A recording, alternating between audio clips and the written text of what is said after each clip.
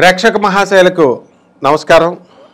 ఈరోజు మనతో అపూర్వమైనటువంటి విశిష్ట అతిథి ఉన్నారు. మనకి రమణ మహర్షి అరుణాచలాన్ని సుబ్రహ్మణ్యేశ్వర స్వామి అవతారం అని పిలిచేవారు. మరి మన గురువుగారు గిరిరావు గారిని వారి యొక్క ముక్కును చూసినప్పుడు అనేకమైన ఇంటర్వ్యూలు చేశాను నేను.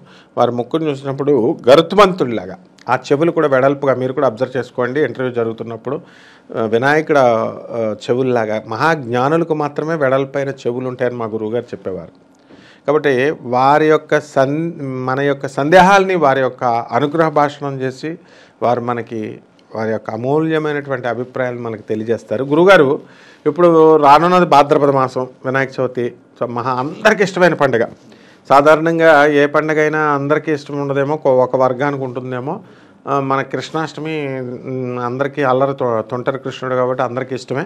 ఆయనకంటే కూడా ప్రీతికరంగా చిన్నపిల్లలు చేసుకునే పండుగ. చక్కగా పెద్దవాళ్ళు, చిన్నపిల్లలు, యవనస్తులు అందరూ కూడా సమానంగా కేరింతలు కొడుతూ చేసేటటువంటి గణపతి ఆరాధన అది వస్తుంది. మరి అది వచ్చే ముందైనా తర్వాత అయినా అసలు గణపతి కళలోకి వస్తే ఏమిటి ఈ యొక్క అర్థం ఏమిటి, దాంట్లో పరమార్థం ఏంటి? చాలామంది మనకు సందేహాలు అడుగుతూ ఉంటారు. ఏమండి నాకు ఈ దేవుడి కళ్ళలోకి వచ్చాడు, ఆ పాముల కళ్ళలోకి వచ్చినాయి. ఇలా విశేషించి ఇప్పుడు గణపతి నవరాత్రుల టైం కాబట్టి అలా అయినా రావచ్చు, లేదా మామూలుగా వస్తుందో.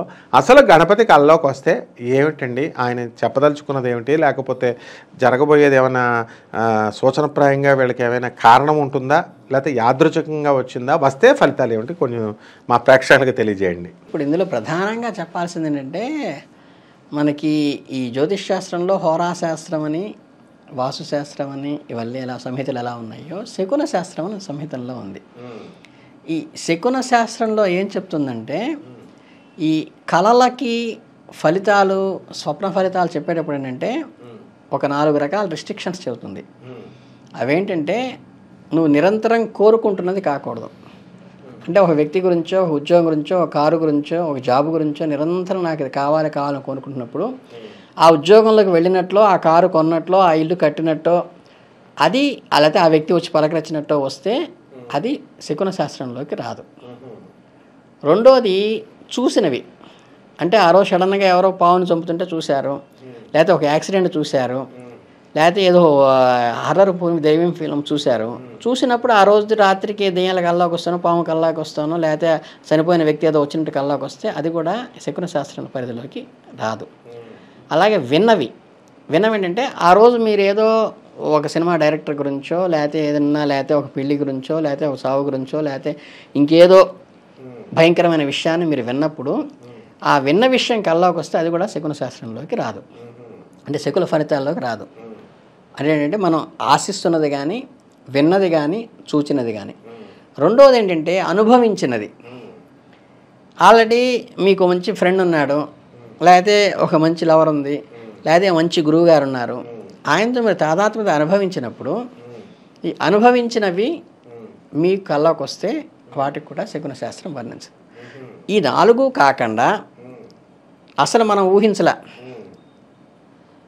మనం ఎప్పుడు దాని గురించి నిన్న మొన్న డిస్కషన్ చేయలే, నిన్న మొన్న చూడలే, మనం దాని గురించి ఆలోచిస్తూ పడుకోవాలా.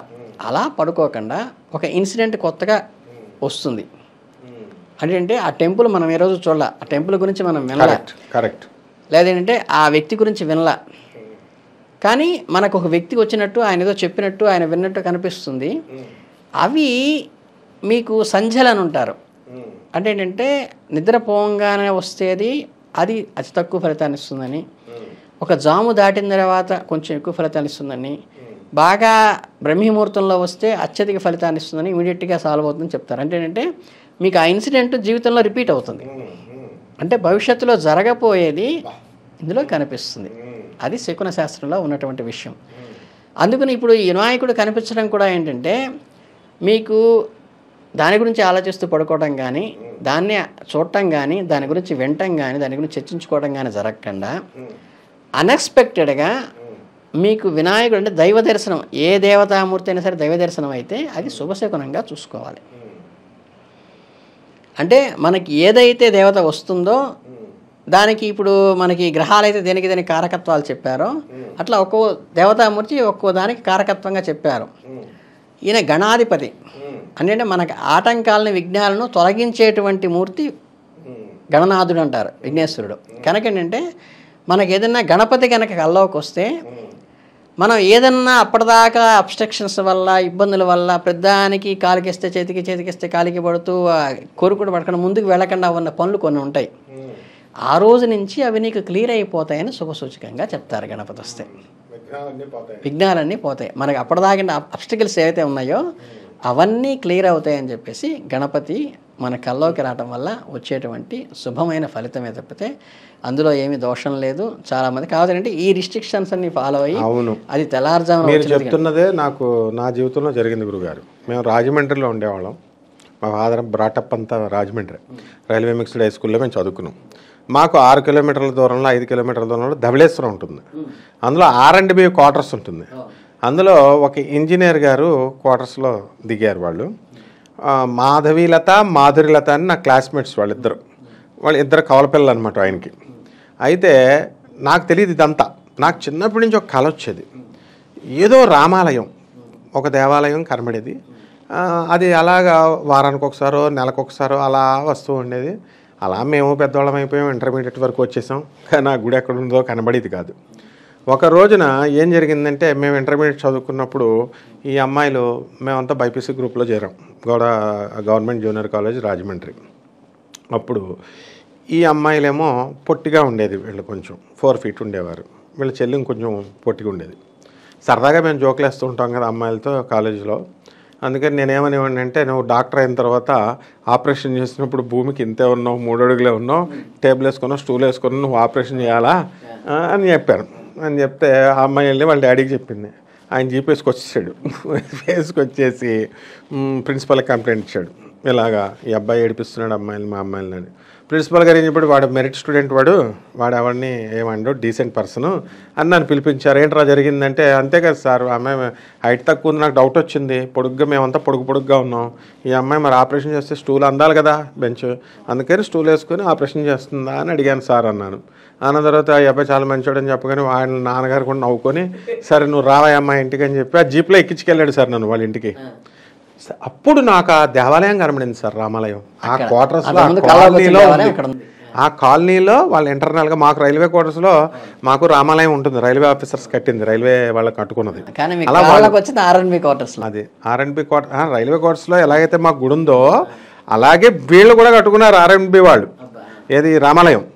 ఈ రామాలయం ఎక్కడుందా అనుకునేవాళ్ళు. ఆయన తీసుకెళ్ళిన తర్వాత అప్పుడు చూసి, అంకుల్ ఇదిగో ఇక్కడ ఇది నాకు రోజు కళ్ళలోకి వస్తున్నాను, మళ్ళీ కామెడీ చేస్తున్నావు నువ్వు అంటాడు ఆయన. అలాగా కళల్లో నిజంగానే మీరు అన్నట్టు కళలు వస్తాయి, అవి తప్పకుండా మెటీరియలైజ్ అవుతాయి. రానున్న కాలంలో అవి జరుగుతాయి. బ్రహ్మాండంగా చెప్పారు గురువుగారు. మీకు కూడా ఏమైనా మీ కాలేజీ గొడవలు విశేషాలు మా ప్రేక్షకులకు చెప్పండి. ఏమైనా అమ్మాయిలు నేర్పించేవారా? గురువులు అంటే ఏదో సాల్వాలు వేసుకోవాలా, బెంకంగా ఉండాలా, ఏం అవసరం లేదు. అంటే వీళ్ళకి మాత్రం లవర్స్ ఉండొచ్చు, గురువుగారులకు మాత్రం ఉండకూడదు. వీళ్ళ కారులు ఎదరగొచ్చు, గురువుగారులు విరగకూడదు. అందువలన అలాంటివి ఏమైనా అనుభవాలు ఉంటే మా ప్రేక్షకులు ఎంజాయ్ చేస్తారు. చెప్పండి గురుగారు, యువర్ ఇంటర్నేషనల్ ఫిగర్. పెద్ద డ్రాబ్యాక్ ఏంటంటే, నాకు ఇప్పుడు ఒక స్థాయి దాకా ఎంజాయ్ చేసేసిన తర్వాత చాలామందికి ఒక హీరోగానో లేకపోతే ఒక గురువుగానో లేకపోతే ఇలా వచ్చేసి ఆ స్టైల్ ఆఫ్ లివింగ్ అనేది వస్తుంది. నాకు అది అదృష్టమో తెలియదు, కానీ నేను హై స్కూల్స్ ఎలిమెంటరీ స్కూల్ చదువుతున్నప్పుడు ఆయన నన్ను గౌరవించేవాళ్ళు, హెడ్ మాస్టర్ గారు. తర్వాత హై స్కూల్కి వచ్చిన తర్వాత అక్కడుండే వేణుగోపాల్ గారు కానీ, ఫిజిక్స్ లెక్చరర్ కానీ, అక్కడ ఉండేటువంటి ప్రిన్సిపాల్ కానీ, వీళ్ళందరూ అంటే junior college come high school ఉండేది ఆత్మకూరులో. వాళ్ళందరూ నన్ను గౌరవించి వాళ్ళు ఏదన్నా చేసుకోవాలంటే, అంటే ఆయన అక్కడ శివాలయానికి వెళ్ళి అక్కడ మేలచెరి శివకుమార శర్మ గారి దగ్గర ఆత్మకూరులో చేసుకోవాలంటే ఆయన అక్కడ కూర్చుని మా 9th క్లాస్ బి సెక్షన్లో ఆయన ఉంటారు, గిరి అని, అబ్బాయిని పిలుచుకురానని, ఇద్దరం కలిసి చేసుకునేవాళ్ళం. అలాగే మా హై స్కూల్ మా ఇంటర్మీడియట్లోకి వచ్చిన తర్వాత మా కౌశల్య మేడం కానీ వీళ్ళందరూ కూడా అప్పటికే నన్ను గౌరవిస్తూ ఈ స్పిరిచువల్ లైన్లోనే చూశారు తప్పితే వాళ్ళ స్టూడెంట్గా చూడండి. మీరు బార్న్ ఆధ్యాత్మికవేత్త.